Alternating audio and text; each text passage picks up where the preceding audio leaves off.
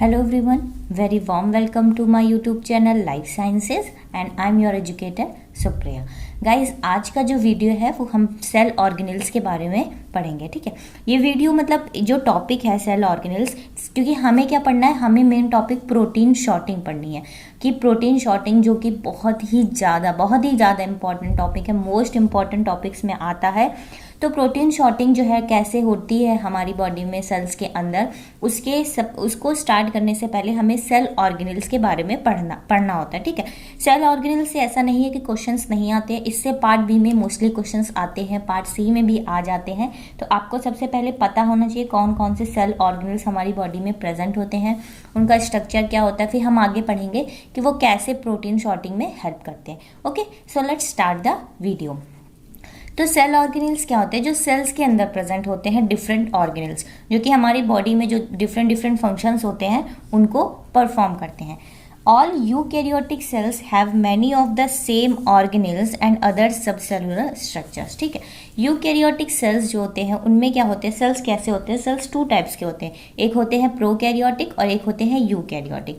ठीक है, तो यूकैरियोटिक सेल्स में क्या होता है, सेम टाइप्स के सेल ऑर्गेनेल्स प्रेजेंट होते हैं और कुछ और अदर सबसेलुलर स्ट्रक्चर्स होते हैं। ठीक है, यहाँ पे ये इसलिए बोला गया है। अब सेल ऑर्गेनेल्स टू टाइप्स के होते हैं, एक होते हैं डबल मेम्ब्रेन ऑर्गेनेल्स, यानी कि ऐसे सेल ऑर्गेनेल्स जिनकी जो मेम्ब्रेन होती है उनमें वो डबल होती है, और एक होते हैं सिंगल मेम्ब्रेन ऑर्गेनेल। ठीक है, ये चीज़ आपको पता होनी चाहिए। डबल मेम्ब्रेन में कौन आता है, न्यूक्लियस आते हैं, माइटोकॉन्ड्रियंस आते हैं और क्लोरोप्लास्ट ऑर्गेनेल, सेल ऑर्गेनेल जो है वो प्लांट्स में प्रेजेंट होता है। सिंगल मेम्ब्रेन ऑर्गेनेल्स में एंडोप्लाज्मिक रेटिकुलम हो गया, गोल्जी बॉडीज हो गया, लाइसोसोम्स हो गए, पेरोक्सिसोम हो गए।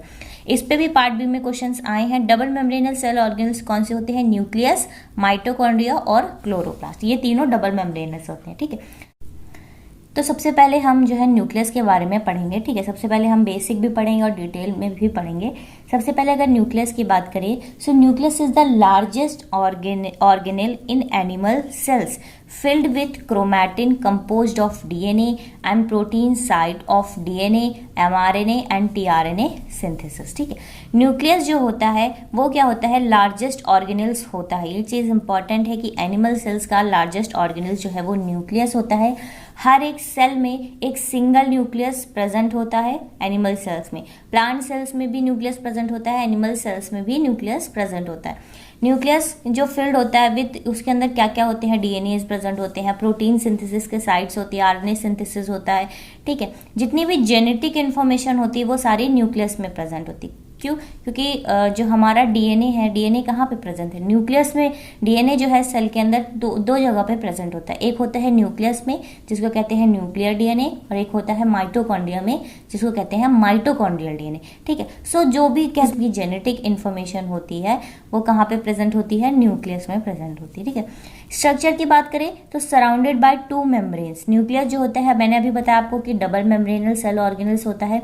It is surrounded by two membranes and each one a phospholipid bilayer containing many different types of protein, यानी कि दोनों ही जो मेम्ब्रेन होती है उसमें डिफरेंट टाइप्स के प्रोटीन जो है वो प्रेजेंट होते हैं। ठीक है, उसके बाद ये पहला स्ट्रक्चर में सबसे पहले हम पढ़ेंगे न्यूक्लियर इन्वेलप के बारे में। ठीक है, न्यूक्लियर इन्वेलप क्या होता है, न्यूक्लियस में ही ये प्रेजेंट होते हैं, एक्ट एज बैरियर। इन्वेलप क्या होता है, इन्वेलप मीन्स लिफाफा टाइप में, तो न्यूक्लियर को जो प्रोटेक्ट कर रहा है ये एज अ बैरियर एक्ट कर रहा है न्यूक्लियर इन्वेलप।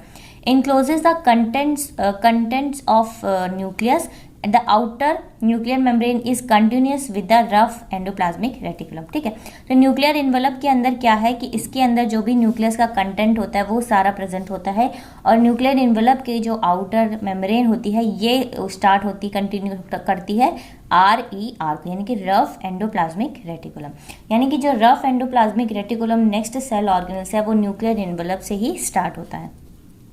नेक्स्ट आ जाता है nucleolus. It is a nuclear dense subcompartment where most of the cell's rRNA is synthesized, यानी कि ribosomal RNA is synthesized and ribosomes are assembled। Nucleolus जो है वो एक न्यूक्लियर का डेंस सब कंपार्टमेंट है जहाँ पे मोस्ट ऑफ द सेल्स के जो rRNA है यानी कि राइबोसोमल RNA है और जो राइबोसोम्स होते हैं उनका सिंथेसिस और उनको असेंबल किया जाता है कहाँ पे, न्यूक्लियोलस में। नेक्स्ट आ जाता है nuclear pore complex. It allow material to move between cytosol and nucleus. Nuclear pore complex क्या कि न्यूक्लियस में कुछ पोर्स प्रेजेंट होते हैं, कुछ पोर्स प्रेजेंट होते हैं जो कि मटेरियल को अलाउ करते हैं कि वो मूव कर सके बिटवीन साइटोसॉल एंड न्यूक्लियस के मिड में, ठीक है। नेक्स्ट आ जाता है nuclear lamina. Nuclear lamina underlying the inner nuclear membrane is the nuclear lamina give shape and rigidity. Means nuclear lamina जो है वो इनर लेयर होती है न्यूक्लियर मेम्ब्रेन की, और ये क्या देती है, ये शेप देती है न्यूक्लियस को और रिजिडिटी प्रोवाइड करती है, ठीक है। तो ये क्या हो गया, ये न्यूक्लियस का स्ट्रक्चर हो गया, ठीक। नेक्स्ट क्या इंपॉर्टेंट आता है न्यूक्लियर बॉडीज के बारे में। इस पे भी पार्ट बी में बहुत क्वेश्चंस पूछे गए हैं। न्यूक्लियस बॉडीज क्या होती है, मतलब न्यूक्लियस के अंदर कुछ प्रेजेंट है जिनको कहा गया है nucleus body. Specialised nuclear domains called nuclear bodies are not surrounded by membranes. ये न्यूक्लियर बॉडीज कोई भी मेम्ब्रेन से सराउंडेड नहीं है। They are regions of high concentrations of specific proteins and RNAs that form distinct, often roughly spherical structures within the nucleus, ठीक है। तो nuclear bodies क्या होती है, न्यूक्लियस बॉडी जो होती है वो high concentration of specific proteins होते हैं, आरएनएज होते हैं, जो कि कहाँ पे एक न्यूक्लियस के अंदर प्रेजेंट होते हैं। इसमें क्या क्या आ जाता है, यहाँ पे सबसे पहले आ जाता है कैजल बॉडीज जिनको कहा गया है स्फेरिकल स्ट्रक्चर्स, और इसका वर्क क्या होता है, ये एमआरएनए प्रोसेसिंग का काम करता है, ठीक है। ये कैजल बॉडी जो होते हैं वो एमआरएनए प्रोसेसिंग का काम करते हैं। नेक्स्ट आता है हिस्टोन लोकस बॉडीज। इस पे जो है पार्ट बी पे बहुत सारे क्वेश्चंस इस पे भी पूछे गए, ठीक है। ये पार्ट बी का इंपॉर्टेंट टॉपिक है तो आप पढ़ लीजिएगा, ठीक है। MRNA processing, histone locus bodies में साइट ऑफ हिस्टोन, ये क्या होता है, ये एमआरएनए सिंथेसिस का ये भी कराता है। फिर आता है promyelocytic leukaemia nuclear bodies. It required for cellular defences against DNA virus.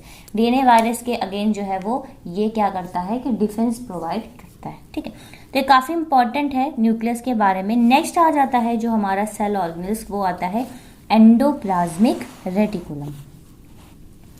So the endoplasmic reticulum, the nuclear, अभी मैंने आपको बताया कि the nuclear envelope is directly connected to the extensive system of intracellular membranes called the endoplasmic reticulum. Nuclear envelope जो है उसी के जो है आउटर पे ही जो है वहाँ से ही कंटिन्यूसली एंडोप्लाज्मिक रेटिकुलम स्टार्ट होता है, ठीक। एंडोप्लाज्मिक रेटिकुलम में दो आ जाते हैं, आरईआर, एसईआर। आरईआर जो है rough endoplasmic reticulum and SER is smooth endoplasmic reticulum. Smooth क्यों है, क्योंकि आरईआर रफ क्यों बोला गया है, क्योंकि आरईआर में क्या प्रेजेंट है, इस पे राइबोसोम्स प्रेजेंट होते हैं आरईआर में, इसीलिए इसको कहते हैं रफ। और वहीं स्मूथ में बिकॉज इट लैक्स राइबोसोम्स, क्योंकि इसमें क्या है, राइबोसोम्स नहीं प्रेजेंट होते हैं। नेक्स्ट सेल ऑर्गेनल्स आता है Golgi body. Golgi body endoplasmic reticulum का वर्क मैंने क्या कि एंडोप्लाज्मिक रेटिकुलम का वर्क क्या होता है, जो भी प्रोटीन शॉर्टिंग होती है उसमें ये बहुत ज़्यादा हेल्प करता है, ठीक है, बहुत इंपॉर्टेंट रोल प्ले करता है। इसीलिए मैंने आपको बताया कि हम प्रोटीन शॉर्टिंग के बारे में पढ़ेंगे, लेकिन उससे पहले हम डिफरेंट सेल ऑर्गेनल्स के बारे में कंप्लीट करेंगे पूरा डिटेल, कि बेसिक क्या होता है, उनका फंक्शन क्या होता है, क्या क्या प्रेजेंट होते हैं, क्योंकि आपको पता होना चाहिए ना, क्योंकि डबल मेम्ब्रेनस है या फिर सिंगल मेम्ब्रेनस है। गोल्जी बॉडी की बात करें तो Golgi apparatus also called as Golgi complex और Golgi body. The Golgi apparatus is responsible for, किसके लिए रिस्पॉन्सिबल होता है, for transporting, modifying and packaging proteins, ठीक है। मतलब प्रोटीन को ट्रांसपोर्ट करने में, मॉडिफाई करने में, पैकेज करने में, एंड लिपिड्स इनटू वेसिकल्स और डिलीवरी टू टारगेट डेस्टिनेशन। एक टारगेट डेस्टिनेशन मतलब जहाँ पे प्रोटीन का रिक्वायरमेंट है, लिपिड्स का रिक्वायरमेंट है, वहाँ पे उनको ट्रांसपोर्ट कर रहा है, पैक करके, मॉडिफाई करके उनके टारगेट डेस्टिनेशन पे, और ये वर्क होता है गोल्जी का। It is located in the cytoplasm next to the endoplasmic reticulum and near the cell nucleus। अभी मैंने आपको बताया न्यूक्लियस के न्यूक्लियर इन्वेलप से आरईआर स्टार्ट होता है, और वहीं से आरईआर से ही क्या स्टार्ट होता है, वहीं से गोल्जी बॉडी जो है स्टार्ट हो जाती है, ठीक है। एक रफली डायग्राम की बात करें, सपोज यहाँ पे मैं आपको बता दूँ कि जैसे कि ये सेल के अंदर ये न्यूक्लियस प्रेजेंट है और यहाँ पे ये न्यूक्लियर इन्वेलप है, यही न्यूक्लियर इन्वेलप से यहाँ पे आरईआर मतलब एंडोप्लाज्मिक रेटिकुलम स्टार्ट होते हैं और यहीं से गोल्जी बॉडी स्टार्ट हो जाती है, इस तरह से होता है, ठीक है। The apparatus has 3 primary compartments known as generally as cis, medial and trans. ठीक है, तो गोल्जी में 3 कंपार्टमेंट्स होते हैं जिनको कहते हैं सिस, मीडियल और ट्रांस, और ये जो है प्रोटीन शॉर्टिंग में बहुत ही इंपॉर्टेंट होता है। ठीक है, तो हमने न्यूक्लियस के बारे में पढ़ा, एंडोप्लाज्मिक रेटिकुलम और गोल्जी बॉडी के बारे में पढ़ा। नेक्स्ट आ जाता है माइटोकॉन्ड्रिया। मैंने आपको बताया कि डबल मेम्ब्रेनस कौन कौन से थे, न्यूक्लियस था, माइटोकॉन्ड्रिया था और chloroplast. Mitochondria in eukaryotic cell, most of the ATP that powers life processes is produced by specialized membrane enclosed energy converting organelles। Mitochondria को हम जब मतलब हम स्कूल टाइम से ही पढ़ते आ रहे हैं, माइटोकॉन्ड्रिया को क्या कहते हैं, power house of the cell. क्यों? क्योंकि ये क्या कर रहा है, एनर्जी को जनरेट कर रहा है हमारी बॉडी में। जितने भी ATPs बनते हैं वो माइटोकॉन्ड्रिया ही बनाता है। ठीक है, it contain their own circular DNA। अभी मैंने आपको बताया कि हमारी बॉडी के जो सेल्स होते हैं, सेल्स में 2 DNAs प्रेजेंट होते हैं, एक न्यूक्लियर DNA जो न्यूक्लियस में प्रेजेंट होता है और माइटोकॉन्ड्रियल DNA जो माइटोकॉन्ड्रिया में प्रेजेंट होता है। So mitochondria contain their own circular DNA which still encodes a subset of their proteins. Mitochondria, which occur in virtually all cells of animals, plants and fungi, burn food molecules to produce ATP by oxidative phosphorylation। Mitochondria का क्या काम होता है कि सारे sales में present होता है, एनिमल, प्लांट, फंगस सब में प्रेजेंट होता है। ये फूड मॉलिक्यूल से ही एनर्जी को प्रोड्यूस करता है, ATP मॉलिक्यूल को प्रोड्यूस करता है, किसके थ्रू, ऑक्सीडेटिव फॉस्फोराइलेशन के ऊपर। ठीक है, ऑक्सीडेटिव फॉस्फोराइलेशन प्रोसेस हम बायोकेमिस्ट्री में पढ़ते हैं और इस पर मैंने भी वीडियो नहीं बनाया है, आप चाहे तो मुझे कमेंट करिएगा, मैं इस पर भी वीडियो को अपलोड कर दूंगी। ठीक है, तो नेक्स्ट अभी हमने आज के वीडियो में पढ़ा कि हमने न्यूक्लियस के बारे में पढ़ा, हमने एंडोप्लाज्मिक रेटिकुलम, गोल्जी और माइटोकॉन्ड्रिया के बारे में पढ़ा है। नेक्स्ट वीडियो में हम बाकी जो जितने सेल ऑर्गेनल्स हैं उनको कवर अप करेंगे और फिर हम स्टार्ट कर देंगे प्रोटीन शॉर्टिंग।